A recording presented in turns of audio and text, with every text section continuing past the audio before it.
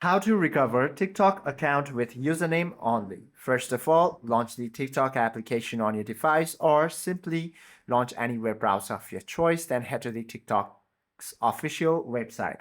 Once you're there, you simply have to tap on your profile icon on the bottom right corner. You should be able to access this or tap this three horizontal lines on the top right corner of your screen. Tap on it, scroll downwards, and you will find this help center or support option. From here, you will find the account recovery option at the top. Go ahead and tap on this.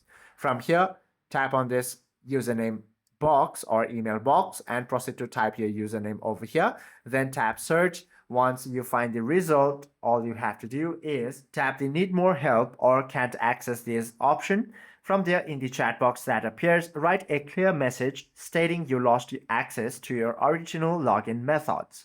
Provide a new contact email address and tap submit. Hope this video helps you out a lot. If you have any questions or queries, do comment down below.